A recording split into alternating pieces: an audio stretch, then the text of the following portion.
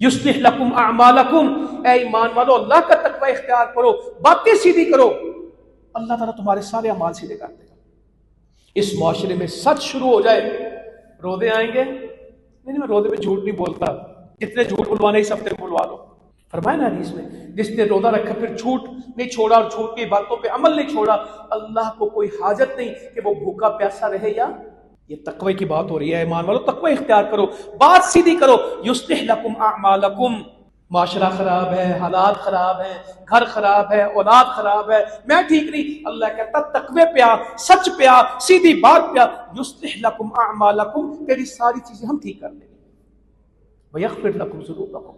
تو پریشان ہے کہ میرے گناہوں کا کیا بنے گا؟ تقوی کی زندگی پہ آ، سچائی پہ، سیدھی بات پہ آ، ہم تیرے سارے گناہ بخش دیں گے۔